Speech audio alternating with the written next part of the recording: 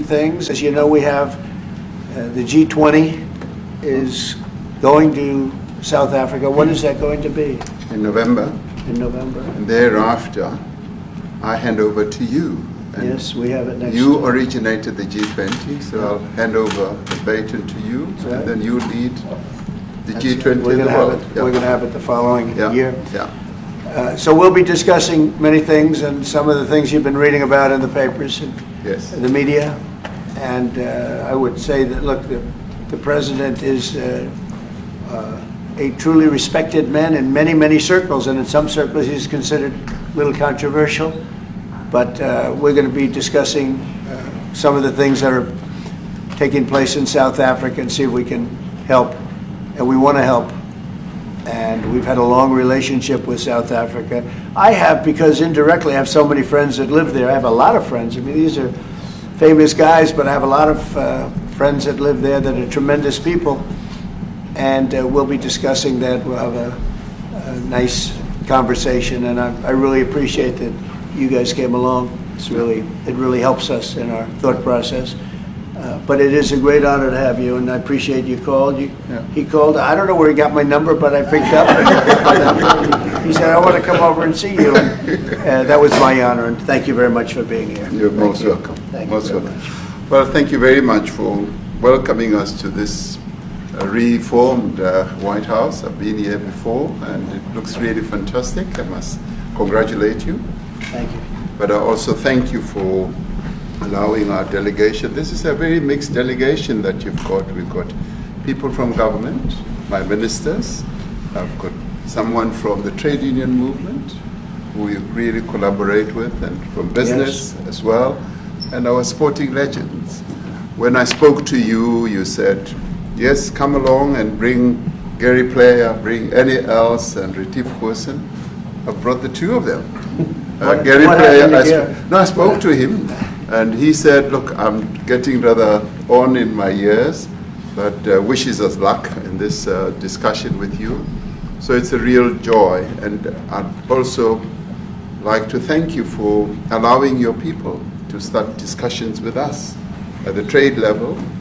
I mean, we are essentially here to reset the relationship between the United States and South Africa. We are long-standing partners in many, many ways. We've collaborated in many fields, in space issues, in energy, and in trade, and we therefore need to reset that, particularly in the light of some of the announcements that you made on trade and investment. Right. So we want to advance more trade between the two of us, two countries, and our people now have been empowered by yourself and by myself to start engaging, and we hope that we will be able to fuel that engagement during our talks. And we also want to discuss issues that have to do with how we promote further investments in both countries. We've got about 22 companies from South Africa that have invested in the US. That's creating a number of jobs. And similarly, you've got almost 600 companies that have invested in South Africa, and some of them have been in South Africa for more than 100 years. That's true. So our links are really long-lasting, and we would like to recalibrate those relations between our two countries and discuss a whole range of issues, geopolitical, the work that you're doing to bring peace around the world, in Ukraine and in the Middle East. So we value that, and we are also a great contributor to peace processes that are going on around the world. And of course, we want to discuss how we can support each other. You are a much bigger economy than we are. We're just a tiny economy, but we rely on each other on a number of issues. We've got critical minerals that you want to fuel the growth of your own economy and reindustrialize. So we have that on offer, including rare earth minerals. So all that combination of opportunity and the products that we buy from you, as well as what we sell to you, I believe makes up a really good and powerful relationship, which we need to strengthen, which we need to engender. And that is really what has brought us here. And we are really privileged to have great South Africans in the mix. As you said, you'd like to see them as well. And I brought you a really fantastic golf book. Weighs 14 kilograms. Oh, that sounds good. And it showcases the golf courses in our country. Johan Rupert wrote preface, so did Annie Els. And I want to showcase our golf courses. You might remember when I spoke to you and we spoke about golf, you said I should start practicing. And I've started practicing, President, so I'm ready. But let me end just the introductory remarks by thanking you. You may not recall that 5 years ago I spoke to you during the COVID period. Right. And it was at a time when the whole world was going through a really cathartic moment. Right. And we asked for assistance, and you were able to assist us with respirators,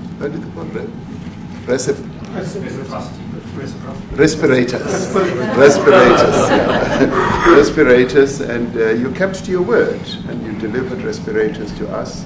We didn't have as many in our country, and it really helped to help us deal with COVID. So I'm here also to say thank you and to thank the people of America for having helped us during a really difficult time. Being the small economy that we are, we needed help from around the world. And you were there to provide that. So thank you very much. I remember the call. Yeah. We sent 150 respirators. We became the respirator king. We started making them. Nobody had them. We had very few of them. That's right. But they were very helpful. But we sent 150, and I appreciated the letter. You wrote me a letter. And that's right. Yeah. Thank you. Yeah. I appreciate that very much. Thank you very much for that. It really touched my heart after I spoke to you and you delivered. So, great honor. Thank you very much. Yeah. Any questions, please? Mr. President, you welcome white Afrikaner refugees here. Can you explain to Americans why it's appropriate to welcome white Afrikaners here when other refugees like Afghans, Venezuelans, Haitians have all had their protected status revoked? Well, this is a group, NBC, that is truly fake news. They ask a lot of questions in a very pointed way. They're not questions, they're statements. We've had tremendous complaints about Africa, about other countries too, from people. They say there's a lot of bad things going on in Africa, and that's what we're going to be discussing today. When you say we don't take others, all you have to do is take a look at the southern border. We let 21 million people come through our border, totally unchecked, totally unvetted. They came from all over the world. In many cases, they're criminals. They come from prisons. They come from mental institutions. They come from street gangs. They're drug dealers. So don't say that we didn't take them. We take them. We're trying to get them out as fast as we can. And we're doing record business on that. And we just won a big case where we're allowed to send back hundreds of criminals to Venezuela. Just won that today in the Supreme Court. I'm happy to hear. But we do have a lot of people are very concerned with regard to South Africa, and that's really the purpose of the meeting, and we'll see how that turns out. But we have many people that feel they're being persecuted, and they're coming to the United States. So we take from many locations if we feel there's persecution or genocide going on. And we had a lot of people. I must tell you, Mr. President, we have had a tremendous number of people, especially since they've seen this. Generally, they're white farmers, and they're fleeing South Africa, and it's a very sad thing to see. But I hope we can have an explanation of that, because I know you don't want that. It's a kind of a different meeting. Normally we have meetings, we talk about trade, and we'll be talking about trade and other things. But that certainly will be a subject that comes up. Yeah. Yes, please. Brian? Thank you very much. I'd like to get your thoughts on Letitia James. Director Polte, according to him, Letitia James says that the alleged mortgage fraud was simply a mistake. I want to get your thoughts on that. She put down that her father was her husband in order, and this is very similar to, I guess, the false accounts they had on here. Well, I don't know what it is currently, but Letitia James, who's the Attorney General of New York State, it seemed, I'm not involved in that at all. I know it's being handled by various groups, I guess, but it's major fraud, mortgage documents, and fraudulent everything. Yeah, I think she said the father was her husband, which she had to have a husband, or so she chose her father, and she put it down. And she had didn't she sign in Virginia? Yet she said she lived in Virginia. Yet she's the New York State Attorney General. She did that for tax reasons, so she could take advantage of taxes.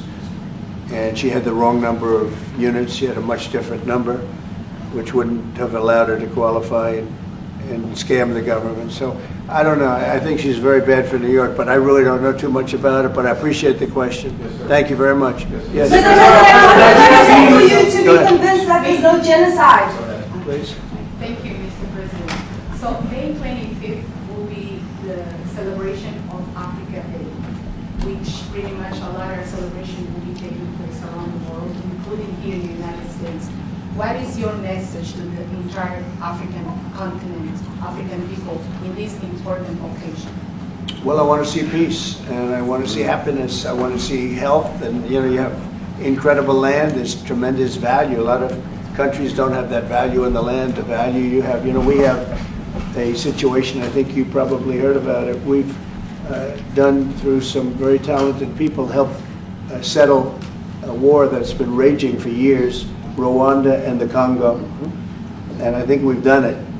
Believe it or not, I think we've done it. And could you just say a few words about that, my friend? Yes. A couple of weeks ago, we signed. The two parties signed a declaration of principle, in which they agreed on the way forward, and they have both submitted draft peace agreements, and we have put together one that incorporates both of their suggestions, and we've given it to them. So we're in the process of finalizing Looking this. Looking good, right? Looking very good.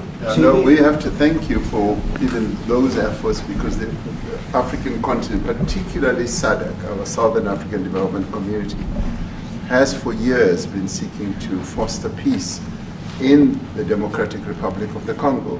So all efforts, including those from outside the continent and inside the continent, are really worthwhile. We are removing our troops from there so that peace can then prevail in that whole area. And we hope that with the support of the international community, we will really have peace in that area. It's so vital, it's so important for the whole region. Well, we sent our people there, and I think we did a very good job, as headed by my friend, and that was great. That was great. I mean, I'm just hearing phenomenal reports, because all I'm hearing is death, and they're chopping heads off, and it's horrible over there. And it was really brave of you to go there, and I really appreciate it. And it looks like we have something very, very substantial. We also talked about trade with them in terms of rare earth and all, but really more for it's like, if you take a look at what we just did with Pakistan and India, we settled that whole thing, and I think I settled it through trade. We're doing a big deal with India, we're doing a big deal with Pakistan, and I said, what are you guys doing? Somebody had to be the last one to shoot. But the shooting was getting worse and worse, bigger and bigger, deeper and deeper into the countries. And we spoke to them, and I think I hate to say we got it settled, and then 2 days later, something happens, and they say it's Trump's fault.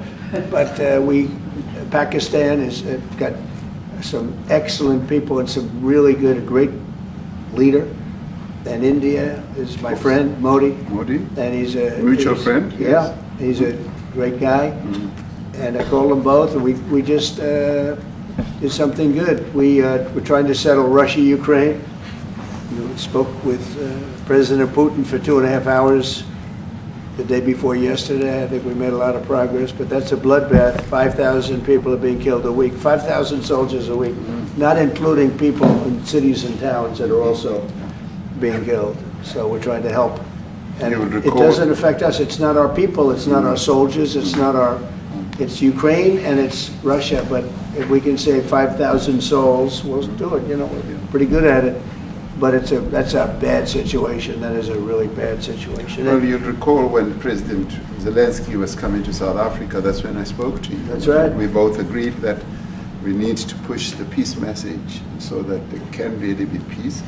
And we've been involved in the Ukraine-Russia conflict for quite a while. Through my Minister of State Security here, we've been dealing with them, the exchange of children who were taken away, going through names and addresses and all that. So we've been invested in that whole process as well. And the moves that you're making are fully supported by us because we would like to see the end of that war. That's true. I called Zelensky and they said, he's in South Africa. I said, what the hell is he doing in South Africa? He was talking to We us. got this one. I said, that's a strange one. I said, what are you doing in South Africa? Yes. That's a strange one. He's trying to make peace. Or we're doing taking something. him. You know, we were lucky because we had the great Nelson Mandela who taught us how to create peace, to make peace. So we were imparting some of those lessons to him, some of those learnings. And I specifically mentioned to him that this is how Nelson Mandela taught us that when you want to have a peace in a country, do it on an unconditional basis and sit down and talk. And that's precisely what I'm sure he's going to heed. Well, we're going to see what happens with that one. It's there's a lot of hatred. There's a lot of death. It's a bloodbath. It is. I get the Unfortunately. I get the satellite pictures of that field, of that killing field. You never saw anything like it in your life. It's horrible. It's a horrible thing that goes on, but I think we've made big progress. Yeah, please, go ahead. Thank you, Mr. President. No, not you.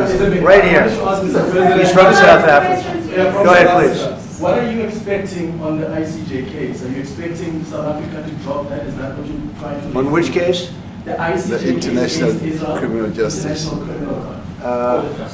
I don't expect anything, to be honest. I really don't. I don't know. It's they've got a case. There's a lot of anger there, tremendous anger. I don't expect anything. We'll see what happens. We'll have a ruling, and who knows what the ruling is going to mean. Yeah. On that subject of Gaza, Mr. President, are you going to be speaking to Prime Minister Netanyahu about Israel's renewed offensive there? There's been a lot of concern from European countries. The Pope has expressed concern. Are you going to be asking Prime Minister Netanyahu to tone down the offensive in Gaza to let more aid in? Was that a question or a statement? It's a question. This guy's, you never change. Mr. President, this time, what Please. would it take for you to be convinced that there's no white genocide in South Africa? Well, I can answer that for the President. It's, for him, no, seriously. I'd rather have him answer. Yeah, I'm going to answer that. It will be, Our president will respond to you. Yeah, let me- Thank you, Mr. President. it will take President Trump listening to the voices of South Africans, some of whom are his good friends, like those who are here. When we have talks between us on the around a quiet table, it will take President Trump to listen to them. I'm not going to be repeating what I've been saying. I would say if there was Afrikaner farmer genocide, I can bet you these three gentlemen would not be here, including my Minister of Agriculture. He would not be with me. So it'll take him, President Trump, listening to their stories, to their perspective. That is the answer to your question. But, Thank you, Mr. Mr. President, I must say President that Trump. we have, wait. We have thousands of stories talking about it. Sure. And we have documentaries, we have news stories, and that. Is Natalie here, somebody here to turn that? I could show you a couple of things, and it has to be responded to. Yeah, sure, We we have- will. Let me see the articles, please, if you would, and turn the lights down. Turn the lights down, and just put this on. It's right behind you, Johan. There's nothing this parliament can do. With or without you, people are going to occupy land. We require no permission from you, from the president, from no one. We don't care. We can do whatever you want to do. Who are you to tell us whether we can occupy land or not? We are going to occupy land. South Africa occupy land. That's who we are. Honorable member, I can withdraw my membership from this useless parliament. Honorable. Yes, honorable member. Must never be scared to kill.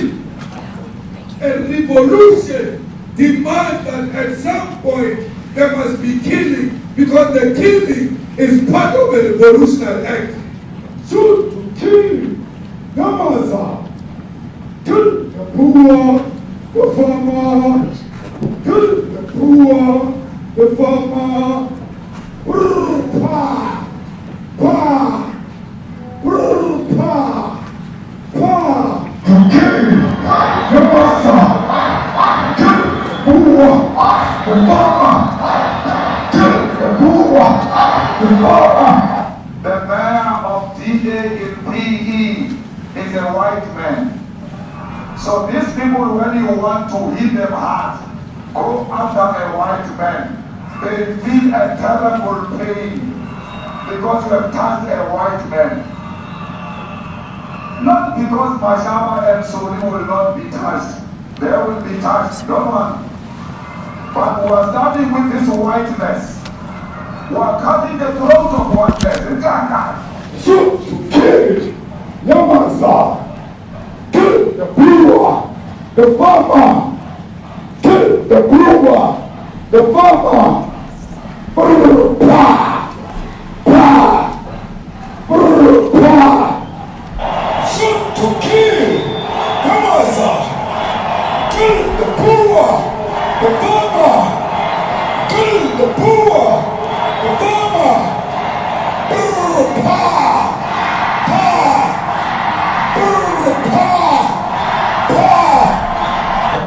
I don't know what's going to happen in the future. I'm saying to you, was not called for the killing of white people, at least for now. I can't guarantee the future. Yeah, but I mean, you'd understand somebody watching that, especially as it gets shared on Twitter. They freak out. It sounds like a genocide on that.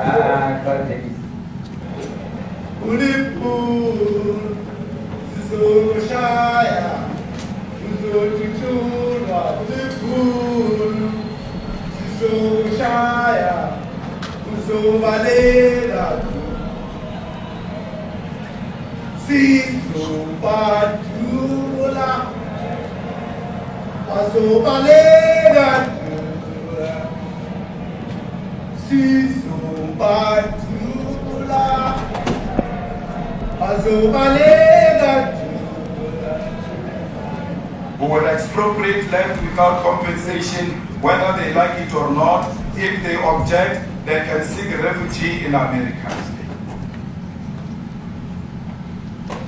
Now this is very bad. These are burial sites right here. Burial sites. Over 1,000 of white farmers, and those cars are lined up to pay love on a Sunday morning. Each one of those white things you see is a cross, and there's approximately 1,000 of them. They're all white farmers, the family of white farmers. And those cars aren't driving, they're stopped there to pay respects to their family member who was killed. And it's a terrible sight. I've never seen anything like it. Both sides of the road you have crosses.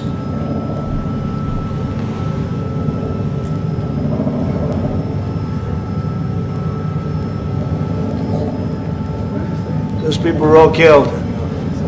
Have they told you where that is, Mr. President?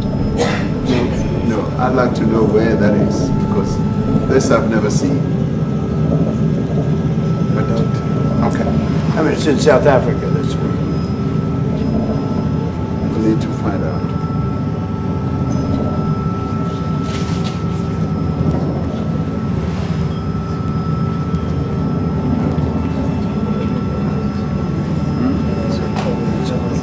I don't know. See those people? I don't know. Okay. Mr. President. President, the Pentagon announced that it would be accepting a Qatari jet to be used as Air Force One. What are you talking about? What are you talking about? You know, you to get out of here. What does this have to do with the Qatari jet?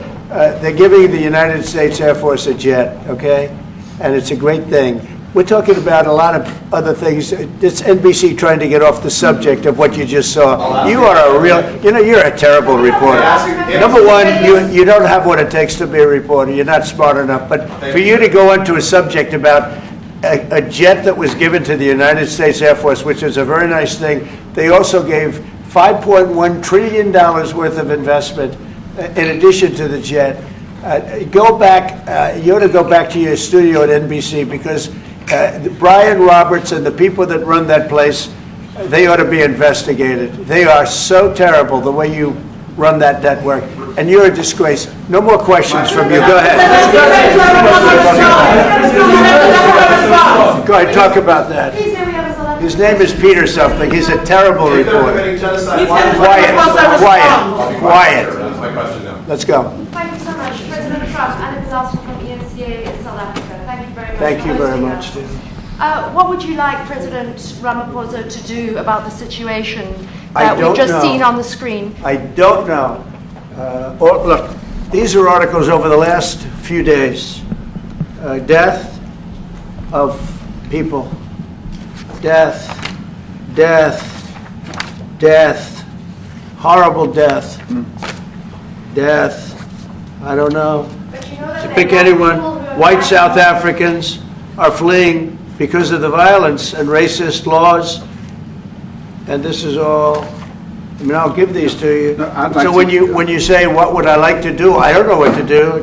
Look at this. White South African couples say that they were attacked violently. And President Trump, when will you go and see for yourself if it is indeed true? well, I could do that. Look, here's burial sites all over the place. These are all white farmers that are being buried. And he asks about a jet that was given. You ought to be ashamed of yourself. You know, you are so bad. You're such a bad reporter.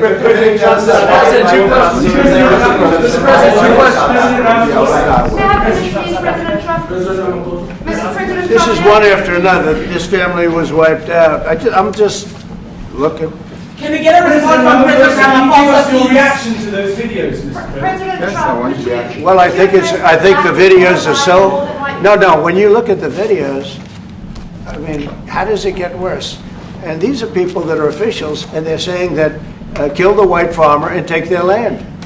That's what it is. And I have other friends in South Africa. I have people that left. One in particular that says you can't go there. He said they want to take your land. They take your land and they kill you. It's okay, and they say it's okay to do. Now we're going to talk about it.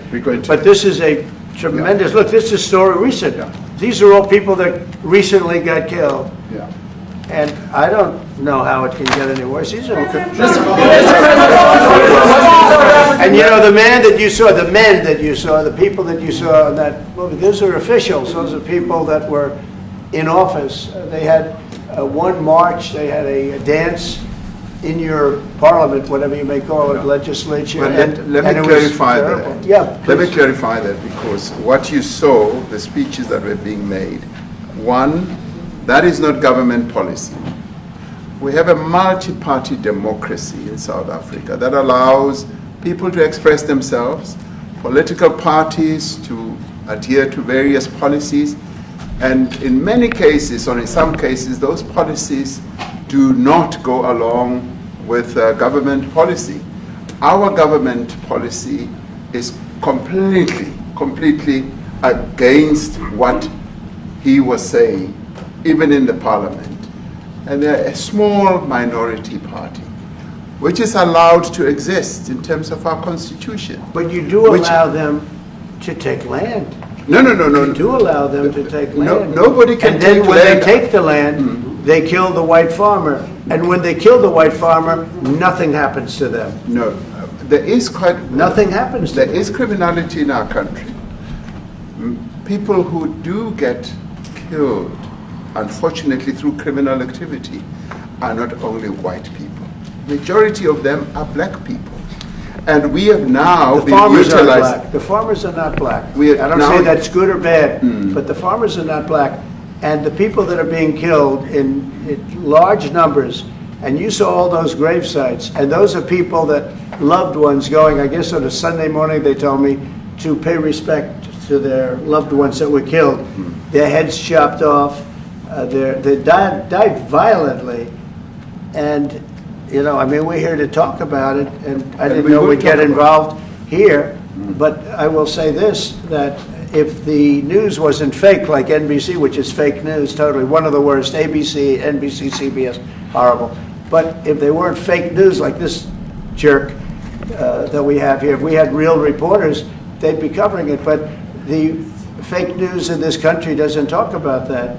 They don't want to talk about it, but now they have to talk about it. But they won't. This won't even be a subject. They'll have him talking about why did a country give a free, think of this, why did a country give an airplane to the United States Air Force?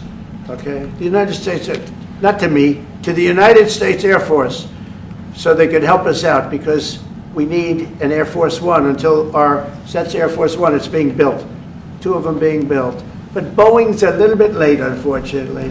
So why did they give us a plane to the United States Air Force? That's what that idiot talks about after viewing a thing where thousands of people are dead. I'm sorry, I don't have a plane to give you. I wish you did. I'd take it. I would take it. If your country offered the United States Air Force a plane, I would take it. Okay. But coming back to this issue, which I really would like us to talk about, and talk about it very calmly. We were taught by Nelson Mandela that whenever there are problems, people need to sit down around a table and talk about them. Well, there are problems. And this is precisely what we would also like to talk about, including, of course, trade matters, investment matters. So the issues that concern you as the United States. Those are all recent. Those are all deaths. Yeah, in many ways, I mean, one should say you are a partner of South Africa, and you are raising concerns, and these are concerns that we are willing to talk to you about. Let me just add quickly, you know, the criminality that we are experiencing in our country needs quite a lot of technological capability. And in one of our areas in South Africa, we're using US technology, which is able to, in many ways, identify where shootings are happening and all that. And I'd like to talk about that, because there is support that we can get from you as the United States to help us deal with all these acts of criminality. And that is what I believe partnership is all about. And we are here as a partner so that we can help each other whenever there are challenges. So I'd like us to discuss it, and of course outside of the media, so that we sit down and have a really good discussion that will lead to good outcomes. Are there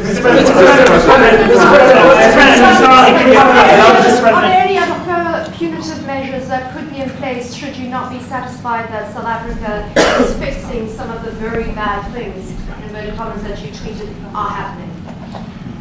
Well, there are a lot of bad things happening in many countries, but this in particular has been very, very bad, very bad. And because of we're going to have the whole world watching in another short period of time, because you have the G20, and that's a big deal. And it seems like, I mean, I want you to look good. I don't want you to look bad. Very good. But we have hundreds of people, thousands of people trying to come into our country because they feel they're going to be killed and their land is going to be confiscated.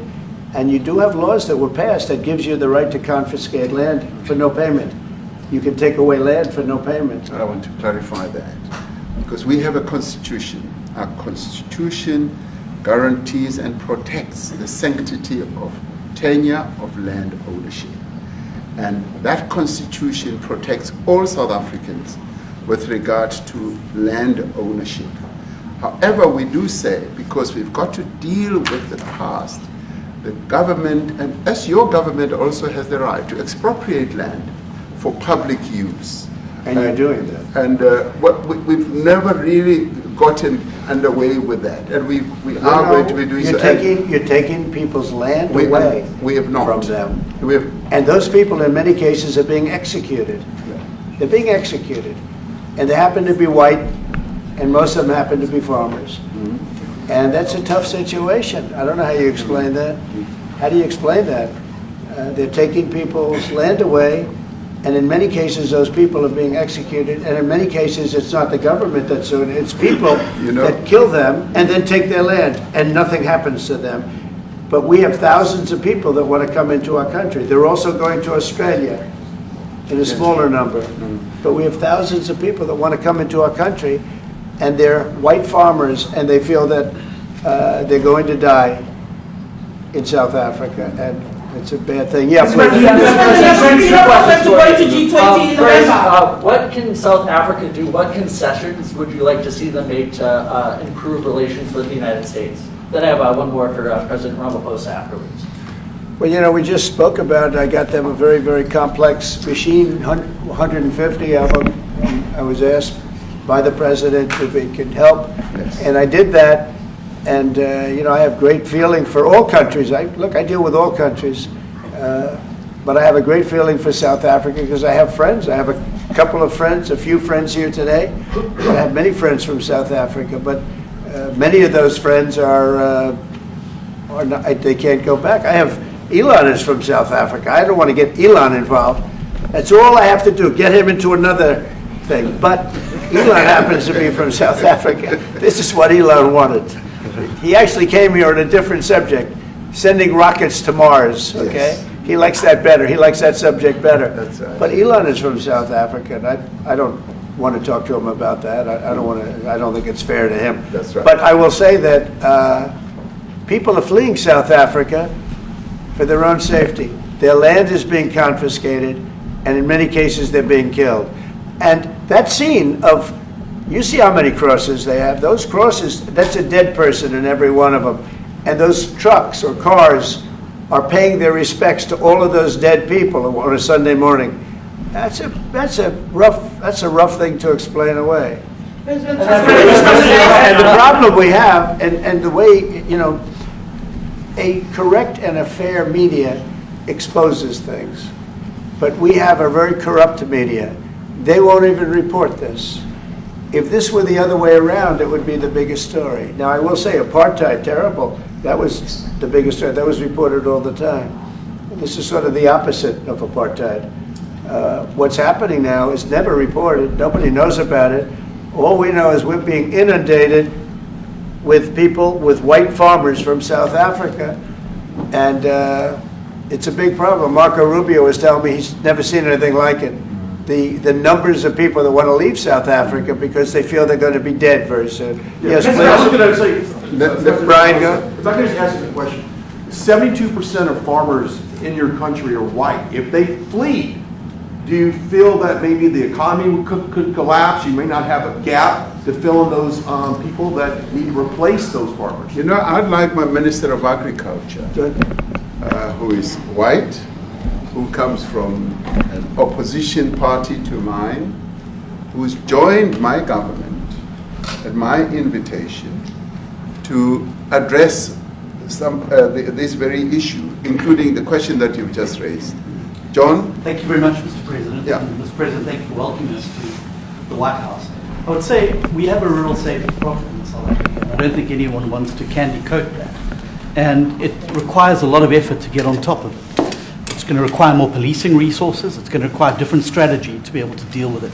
But certainly the majority of South Africa's commercial and smallholder farmers really do want to stay in South Africa and make it work. And I've just come from the largest agricultural show in the Southern Hemisphere with organized agriculture and farmers, and the majority of them want to stay. But they too there have a memorial to those who've died as a result of farm attacks. And as the Minister of Agriculture, it is something that I'm particularly exercised with my colleagues at police and my colleagues in the justice cluster to start making farm attacks and stock theft a priority crime. And it affects all farmers in South Africa, particularly stock theft. It has a disproportionate effect on smallholder black farmers. I also want to just say this, that the two individuals that are in that video that you've seen are both leaders of opposition minority parties in South Africa. Nkonto Wesizwe under Mr. Zuma and the economic freedom fighters under Mr. Malema. Now the reason that my party, the Democratic Alliance, which has been an opposition party for over 30 years, chose to join hands with Mr. Ramaphosa's party was precisely to keep those people out of power. We cannot have those people sitting in the union buildings making decisions. And that is why after 30 years of us exchanging barbs across the floor in Parliament and trying to get one over on each other, we've decided to join hands precisely to keep that lot out of government. Because the day they get in to the doors of the union buildings in South Africa or control of our Parliament, that's what you're going to see. And that is why this government, working together, needs the support of our allies around the world so that we can strengthen our hand, grow our economy, and shut the door forever on that rabble getting through the doors of the union buildings, because then South Africa's future would be... So you denounced that type of language in the video that you saw? Oh yes, we've always done so. As government, as my own party, we are completely opposed to that. We, in 1955, adopted a document which said South Africa belongs to all who live in it. But why wouldn't you arrest that man? That man said, kill the white farmers, kill the white farmers. And then he danced, and he's dancing, and it's kill the white farmers. I'm not sure, but I think if somebody got up in Parliament and started saying kill a certain group of people, he would be arrested very quickly. That man is going all over South Africa, and that's not a small party. That was a stadium that holds 100,000 people, and I hardly saw an empty seat. That's a lot of people. That's a lot of representation. And those crosses, we have dead white people, dead white farmers, mostly. And you take a look at Australia, they're being inundated, and we're being inundated with people that want to get out.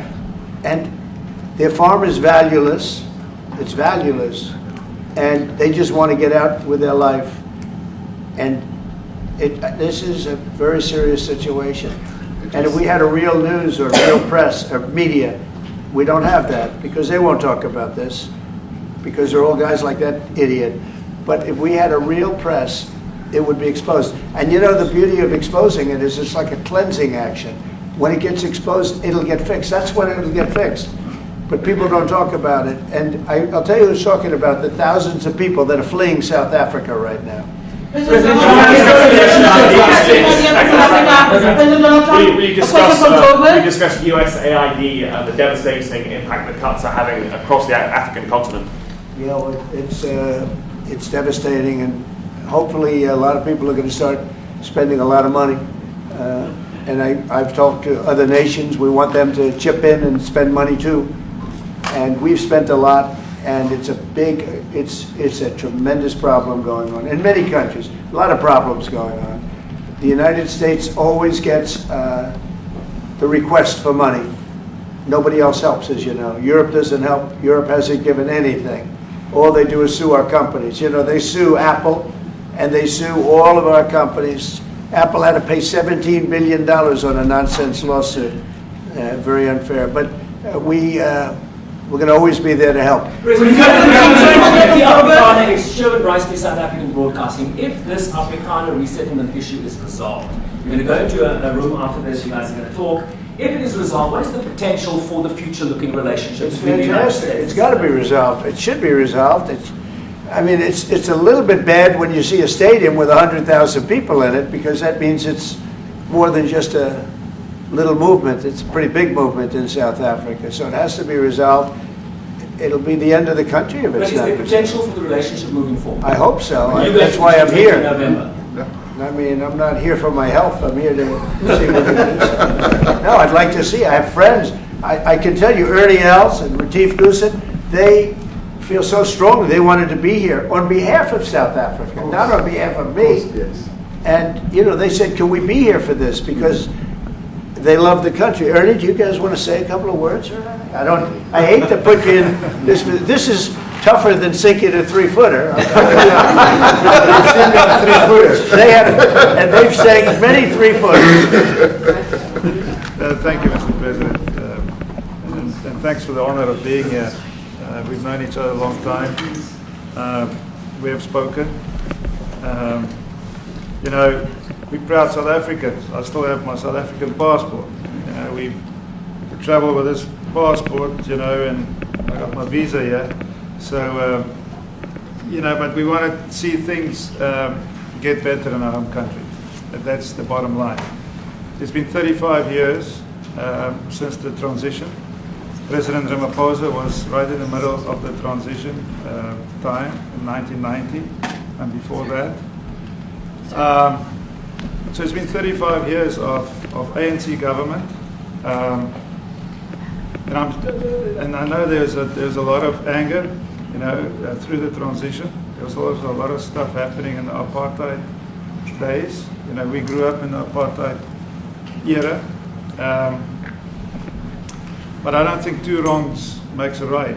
You know, President Mandela, when he came out of prison for all that time, didn't come out with hatred, you know, and really unified our nation through sport.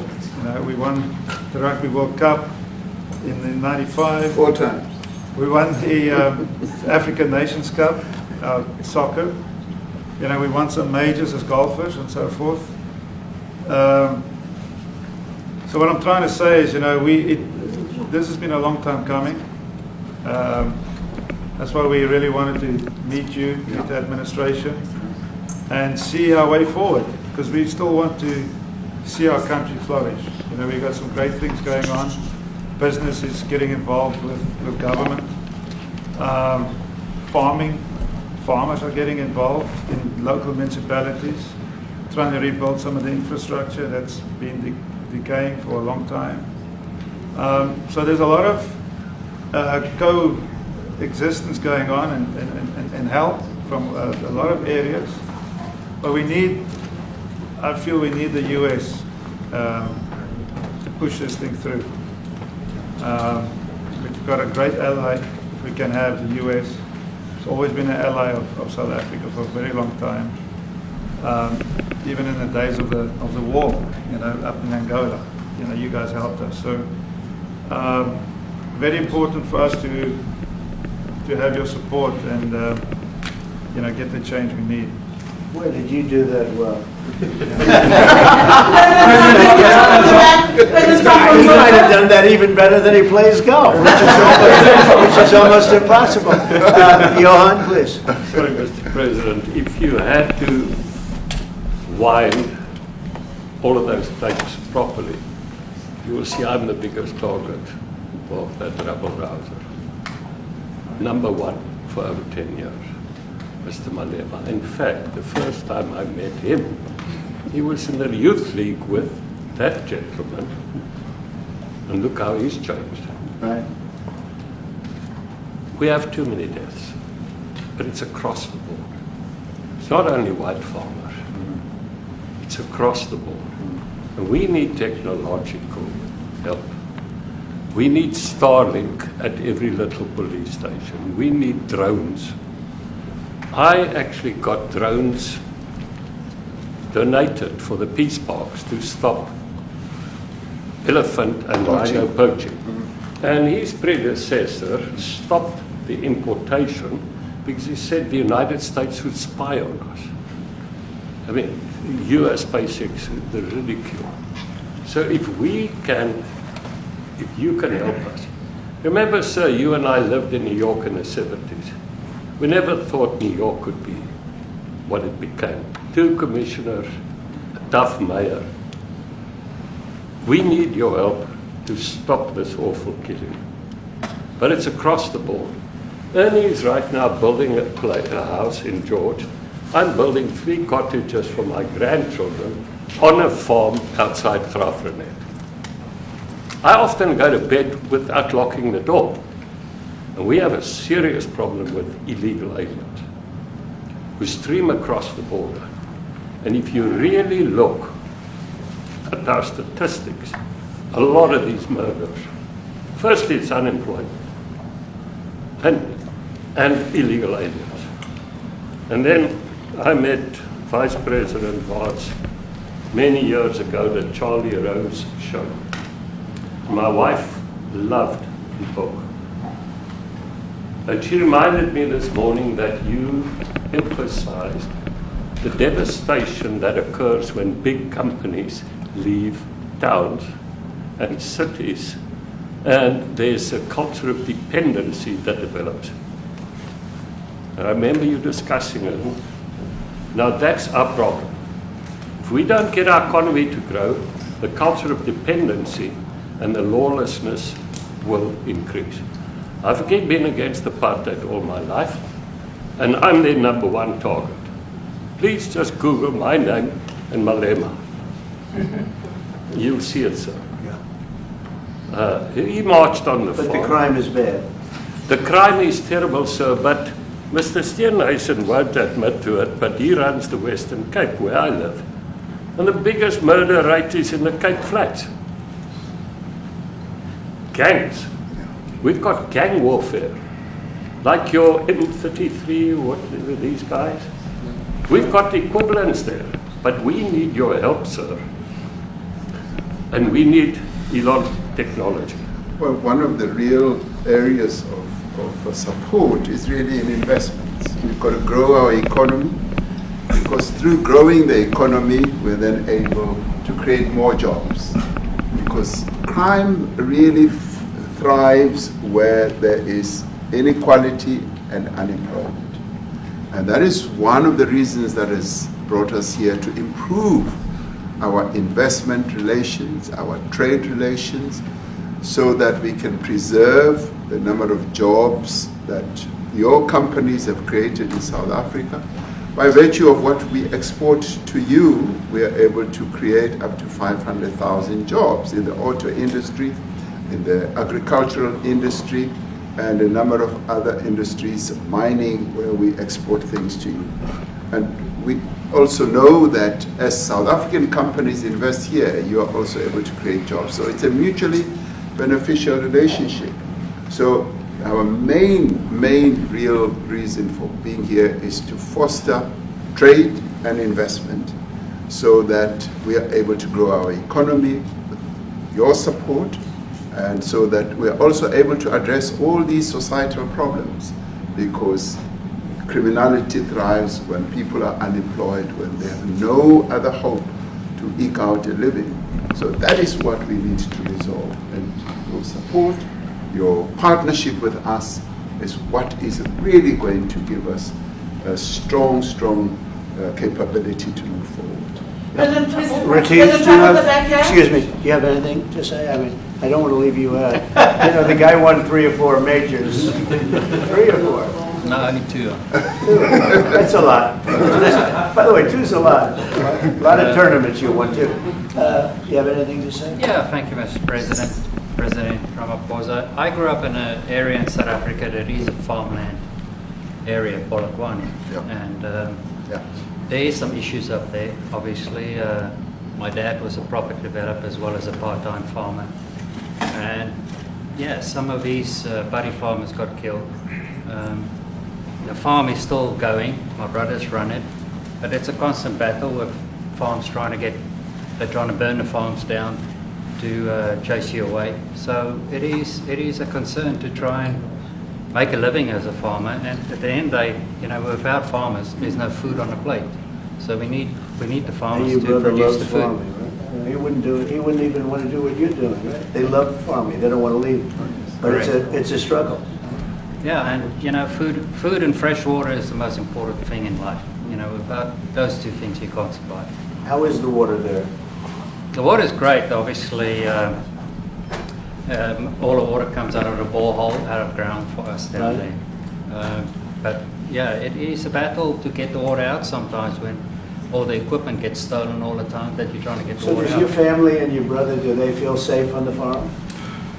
They live behind electric fences, you know, try and be at night safe.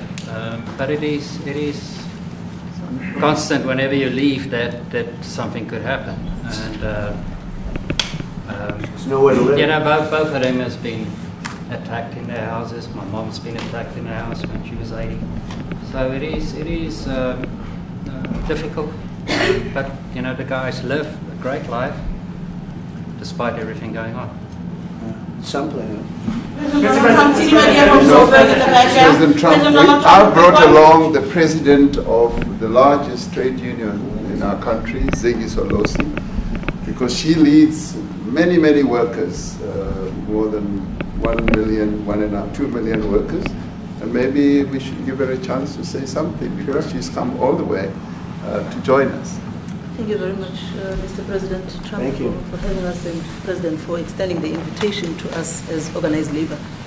And I must say that we are here to support the initiative that has been made by our government with business, of course, as organized labor. We've been coming to Washington on the AGOA trade relations in the previous regime. And I think at the center of it all, for me, it is exactly what Mr. Rupert has said, the importance of us growing the economy. We have always emphasized when we were here and kept on coming and negotiating on AGOA that the 600 US companies that are based in South Africa, as you said, President Ramaphosa, 500,000 jobs will be wiped out. We need more foreign direct investment in our country. We are not just talking about those that will lose employment, but we are talking about over 40% of people that are unemployed, that have no hope of ever finding a job. And we think that, correctly, as they have said, that we need to deal with the issue of porous borders in our country, so that everyone that comes in is documented. We also need to, and I would have thought that the minister would address the issue of land expropriation and how the policy works in South Africa. Recently, President, as you were preparing to come here on the news, in, I think it was in Natal, there was a handover of farms. And white farmers were saying, we are donating the land, but also there's a willing buyer, willing seller in South Africa. So there is no expropriation without compensation, but it is a willing buyer, willing seller. And that white farmer was even saying, President, that the government is even paying more in buying the land than what the land is worth of. And I think those are the realities, President, that we must say that we need to address, of course, but also the importance of agriculture linked to AGOA. People rely on it, and I think, as Retief have said, for survival and living. But lastly, for me, President, is also the issue of the crime statistics. There is no doubt about it that we are a violent nation, you know, for a number of reasons, and we're not condoning anything. But also, if you go into the rural areas where black majority are, you would see women, elderly, being raped, being killed, being murdered. And these are black elderly women that would be found throat slits, raped multiple times, and all of that. And the problem in South Africa, it is not necessarily about race, but it is about crime. And we think that we are here to say, how do we, both nations, work together to reset, to really talk about investment, but also help us in how we can have the technology and everything that is needed, President, to really address the levels of crime that we have in our country. Thank you very much. Thank you very much. President Trump, genocide is a very strong word. I'm wondering if you've made up your mind as to whether you believe genocide is occurring in South Africa, or you still have doubts, and if you have made up your mind, why invite President Ramaphosa here today? Well, I haven't made up my mind. I hate to see it from the standpoint of South Africa, but also, you know, I'm trying to save lives. I'm working with Russia and Ukraine. I don't have to do that. It's not our war. It was started by other people. It was helped along by our past administration. It would have never happened if I were president, but I'm trying to save lives, and no matter where. Rwanda, I have nothing to do with Rwanda and the Congo, but I felt I had a very talented person in this administration, and I sent him there, and he did an unbelievable job, I think. I mean, we're going to find out, but he's done the hardest part of the job. It should happen. if I can save lives, I want to save the lives. If it's in Africa, that's great. If it's in Europe, if it's wherever it may be. And it's a very small investment to do, believe me, compared to what the consequences are. So I hope we can do something. Look, I have so many friends. These two men, I have great admiration for them because I know what they do for a living. And that's a very hard living. Going from city to city, from country to country, and hitting a ball 350 yards like they do, and better than you and I. Getting the ball in the hole. It's a very tough with lots of people watching, right? Yes, that's a very tough living. You know, they're champions. I respect champions, and I respect very much. And I think the country is very lucky. They really wanted to be here. That's true. They could be elsewhere. They could be on a beautiful fairway someplace, and they wanted to be here. I'm glad you brought So. My name is Yanda Mobile from Newsroom Africa in South Africa. Good. How important is it for the United States to be at our G20 summit in November, given the relationship between our two countries? You just heard what has been said to you just now. Are you coming, and are you preparing to come? So without the United States, the G20, just like the G7, used to be the G8, but brilliantly they threw Russia out. It would have been a lot better if Russia was in. You know, a lot of people would say, oh, that's not it. Because if Russia was in, you probably wouldn't have this war. And if you had a different president, you wouldn't have the war either. But we have a G7. It's important that the United States is at both of them. I think without the United States, it's I really believe it's not very important. It's not the same meaning. As I said to President Trump, the U.S. really originated the G20. And it's important that the United States continues to play a key role in the G20. And we are privileged to be the president of the G20. But we are even overjoyed that we are going to hand over to the United States, who are the originators. And for that reason, I expect the United States to continue playing the leadership role in the G20 together with other countries. And I've said when I initially spoke to President Trump on the phone, I want him to come to South Africa for a state visit, and I also want him to come and participate in the G20. And I want to gladly hand over to President Trump to take the leadership of the G20 forward in November. Thank you very much. Thank you very much. Thank you. What is it going to take to convince you? They don't want to leave. Thank you so much.